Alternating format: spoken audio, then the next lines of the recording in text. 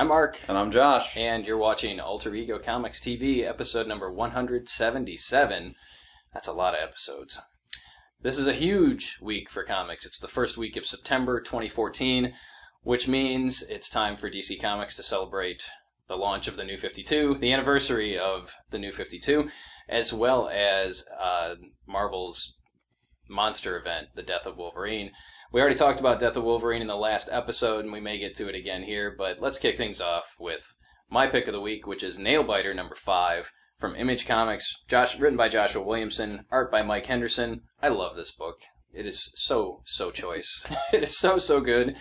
If you have the means, I highly recommend. If you have the means, I highly recommend you spending $2.99 and picking up this issue, or going back and finding the earlier issues. Just to recap, this is about the town of Buckaroo, something or other. What state is this in? Colorado, or it's someplace in the Pacific Northwest or something, that has given birth to 16 different serial killers. And someone from the FBI goes to investigate. He's investigating the latest serial killer, nicknamed Nailbiter, and in the process goes missing. One of his buddies shows up to try and find him. He's working with the local sheriff, and we're introduced to all kinds of crazy people that live in this town, from high school kids to the guy that runs the serial killer memorabilia store and runs a serial killer convention. And his grandfather was actually the first serial killer to come out of Buckaroo. Just really interesting characters, lots of action, lots of suspense, and Henderson does an amazing job of translating Williamson's words into images as well. I've become a big fan of Mike Henderson as a result of the series. I didn't know who he was prior to Nailbiter. And Joshua Williamson is just batting 1,000 as far as I'm concerned. Everything from Ghosted to... I'm drawing a blank. Ghosted to Nailbiter to that one, Captain Midnight. There's something else, though, that I'm forgetting about. Well, the one that's not out yet? Oh, there's that one. He's got a new series called Birthright, and we've had a chance to read the first 2 issues. It won't be out until October, but we highly recommend those, and I'm sure we'll be talking about them once the issues come out. But if you're you don't even have to be a horror fan, because I am not a horror fan, but I appreciate good storytelling, I appreciate suspense, and Nailbiter has it in spades. My first pick this week is one of DC's Future's End one-shots this week with the cool lenticularly covers. This is Action Comics number 1, written by Charlie Fish, with art by Pascal Alixe and Vincent Fuentes. Tito Puente. I like Superman. That's not actually true. I like certain Superman stories, and Superman's greatest power is his ability to inspire people. And that's what this book is about. I really love it when Charlie Fish does these one-shots, because he has a great way of cutting to the core of the character and just making you feel good and happy and hopeful and believe in a world where a man can fly. And that's really almost all I have to say about this issue. You should totally read it and check it out. If you like the classic pre-New 52 Superman, this has that kind of feel to it. Oh yeah, it's still in 52. Well, I thought the outfit actually looked a little closer to the classic Superman. Might be a little. But this takes place right in with Future's End. So if you're reading Future's End, make sure you're caught up before you check this one out, because it will spoil some stuff that was revealed in last week's issue of Future's End. I'm going to say Future's End one more time. I'll say Future's End, because it is turning out to be, the hit of DC's line, I think. As far as sales, Future's End is outselling Batman Eternal in our shop, possibly nationwide. And it's been consistently good. It's had cool reveals, it's got a cool story, and now these one-shots are designed to be picked up, and enjoyed for what they are, instead of being the beginning of something else. I'm a little behind on Future's End, but I was still able to read the one-shots this week and enjoy them. So, for fans of Future's End, or for fans of these characters, or for fans of 3D lenticular covers that come around once a year like Christmas, now is the time to check them out. Spider-Man 2099 number 3 is also in my stack this week, written by Peter David, art by Will Sliney. Just another outstanding book. I haven't read a lot of Peter David recently. I'm not reading X Factor. I was reading his original run in not his original run, but his most recent run prior to relaunching all new X Factor for a long time, and then kind of fell off a little bit. And reading Spider-Man 29 just makes me want to go out and read a bunch of Peter David stuff, just because he is one of the most talented writers in comics right now. And he's been a great talent in comics for many, many years. You don't need to know a lot to enjoy Spider-Man 2099. You can pick up the first issue, find out all you need to know, and move forward. It's not Peter Parker. It's a guy from the future in 2099 who has traveled back to the past to save his grandfather, I believe. Yes. And he's working. Save might not be the right word, but he does want to. I mean, obviously, if his grandfather disappears or dies or whatever, then he disappears. Yeah. But Miguel O'Hara is so not like Peter Parker. He's got similarities to Peter Parker. Mike O'Mara? Yeah. But it's nice to see someone else who's Spider-Man, who's not Peter, and just reacts differently in situations than Peter would. So I'm thoroughly enjoying it. Really good series. Next up for me this week, we've got Cloaks #1 from Boom Studios, written by Caleb Monroe, with art by Marino Navarro. And this is the story of a street magician who gets, well, it's a story of a street magician. We see a lot of his background in his life. We meet one of his mentors that's passed away and see him coming up through foster homes and stuff. But mainly it's about the street, the up-close magic, kind of a David Blaine or... really, it's almost like event magic. He's calling... Basically, they put out stuff on social media or Twitter. It's surprise performances. They're free, but he's also got some other less than honest dealings going on. But by the end of the issue, and the big pitch for the series is he gets, because of his skills as a magician, absorbed or strong-armed or taken into an organization called Cloaks, which is a Black Ops SHIELD kind of organization. And they do a great job of making him relatable, even when you're seeing him be maybe less than honest. He's not necessarily admirable, but he's definitely cool and connectable. Connectable. Someone you can connect to. That's a word. Yeah. But I especially like the way they point out the benefits of the street magician training and his ability to do the different types of magic and how that will relate to the Black Ops stuff. So lots of fun. Very cool. Yeah, my takeaway from it was he's like a modern-day Robin Hood. A little bit, yeah. Kind of rob the rich and give to the poor sort of thing. I'm also finding, I don't know if this is a trend, but... I like magic. Well, yes, Josh likes magic. Who doesn't like magic? But Secret Service, that you have this young kid who's kind of brought into this secret organization that's supposed to be doing good, and now we've got this, and so... Secret Service, which you may know of as the Kingsman. Yes. Or the Kingsman Trio. Yes. Which has been pushed back, I believe. Did it get delayed? Yeah, it's now sometime in 2015. Wah, wah. Yeah. All right, finally, for me, Justice League number 33 by Jeff Johns and Doug Mahnke. Man, Justice League is really good. Justice League has had more hits than misses since its launch 3 years ago. But I am really digging this current run where Lex Luthor is kind of trying to become a member of the Justice League. We've seen in the past couple issues, Luthor discovers Batman's secret identity. We're introduced to the Doom Patrol. There's a bunch of cool stuff that has happened recently in Justice League since the Crime Syndicate has gone bye-bye. And so now we've got Luthor and Batman kind of going head-to-head over something, and it doesn't turn out necessarily the way that you think it would. Just really, really good stuff. I would say if you only have one book to read that's at DC these days, I would recommend Justice League. Or Future's End. No, it would be Justice League. No, it's probably Justice League. Justice League is really good. Really solid.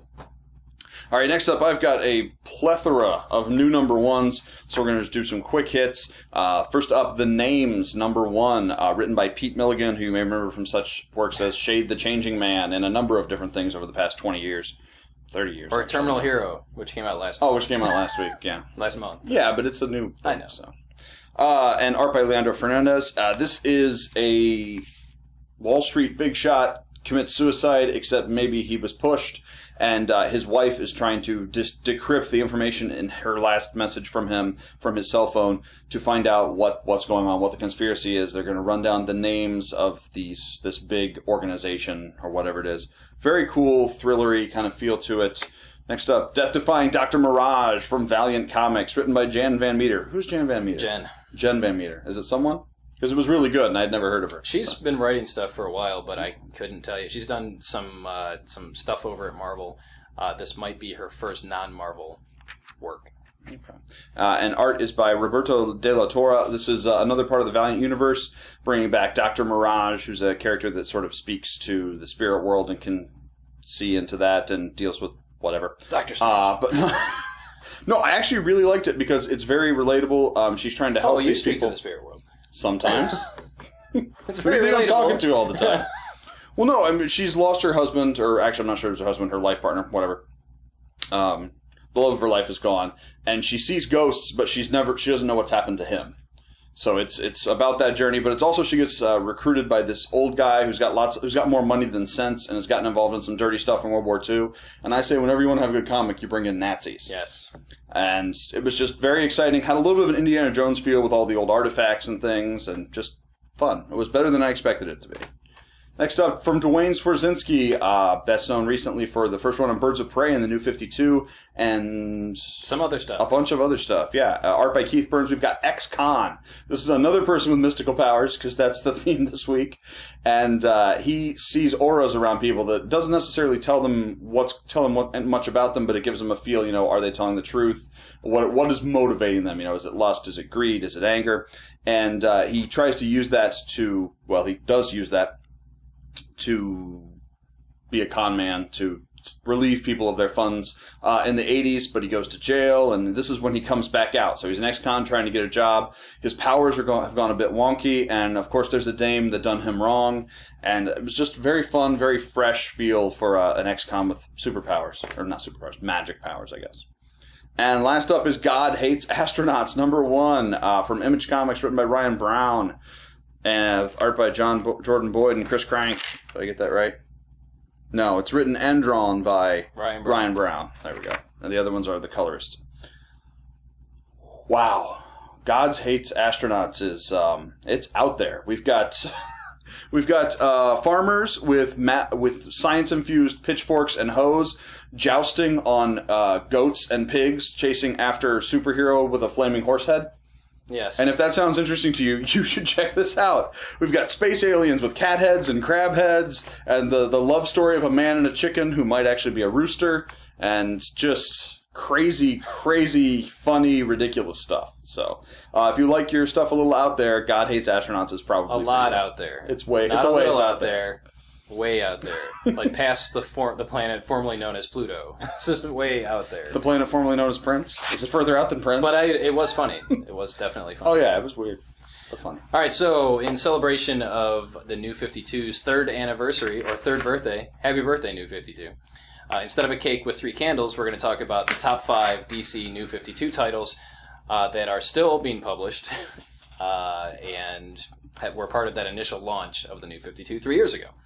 And I guess I'll start with the one that I recommended, and that would be Justice League. At the beginning, it was Jeff Johns and Jim Lee on art, introduced the team and how they got together, and it was definitely different from what we originally knew of as the Justice League's origin.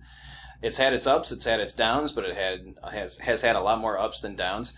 Jeff Johns has been writing it consistently from the beginning, and we know that he just is a huge fanboy when it comes to DC Comics and Silver Age comics and just cool comics in general. So, yeah, as I said, a great jumping on point for that would be the current storyline with Lex Luthor being involved with the League. Also, was it Trinity War? I think it was Trinity War. Trinity War was the crossover between the 3 different Trinity War was really solid. Also, crossing over between Justice League Dark, Justice League, and Justice League of America. Yeah. But the book that I'm definitely focusing on is just plain old Justice League, and it's plain old awesome. Yeah, and it's sort of the flagship title of the New 52. Everything else spiritually descends from Justice League.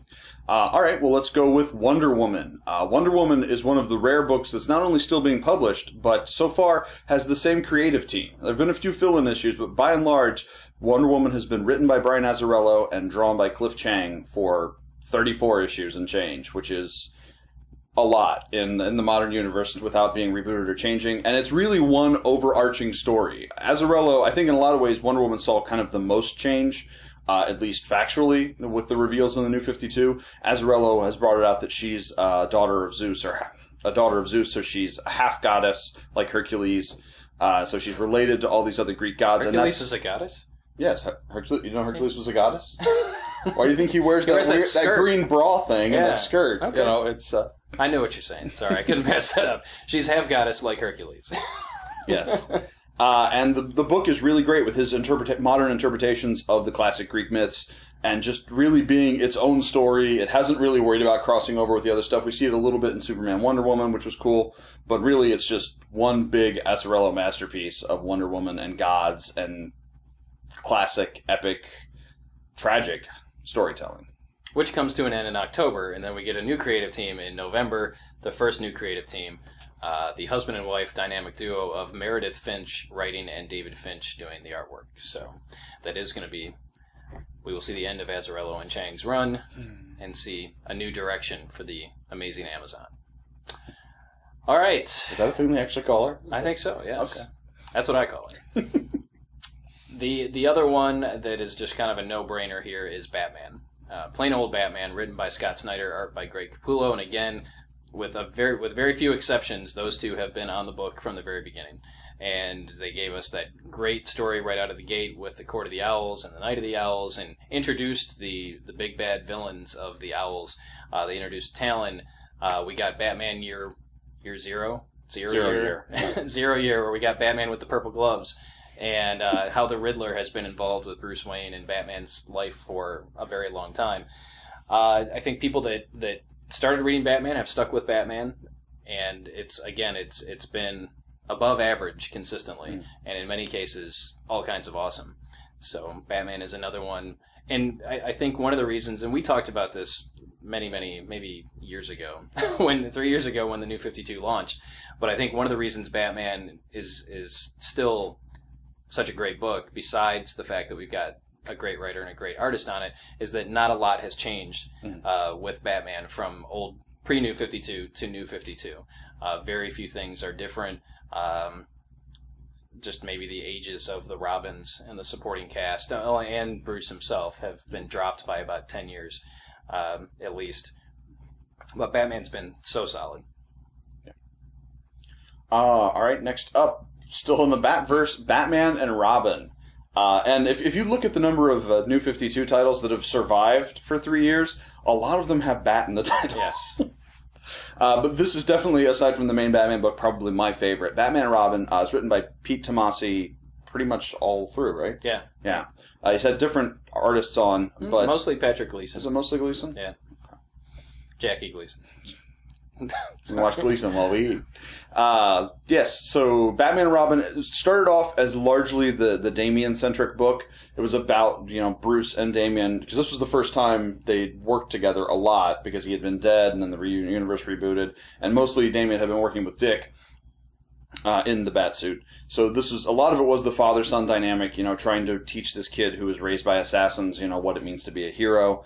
And we got a lot of cool flashbacky stuff setting up Bruce's training, which a lot of it was new because of the New 52 continuity. And that all changed when Damian died over in Batman Incorporated 8.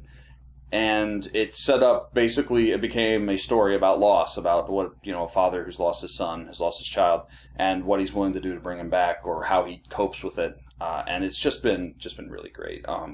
Tomasi is very good at family dynamics and that kind of personal feeling book, for lack of a better explanation. But Batman and Robin, just great. Absolutely.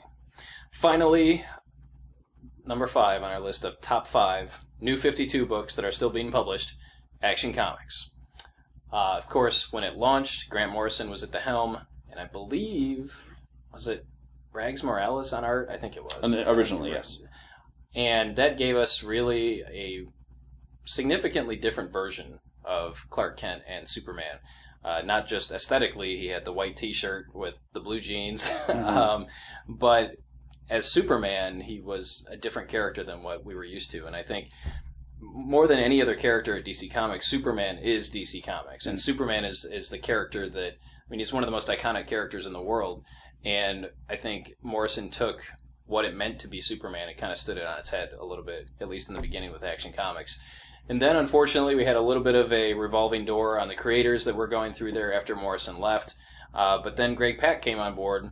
We got some consistency and consistent quality out of Action Comics, and that's where we are now. We've had multiple issues that have been part of the Doomed storyline, and now we have the Action Comics one-shot that Josh talked about this week. So who knows where we're going with Action Comics, but it is you mentioned Justice League being the flagship title for DC Comics. I think sales-wise, yes, but really, at the end of the day, Action Comics is the comic that's associated with DC Comics. Except for Detective Comics, which is where the name comes from.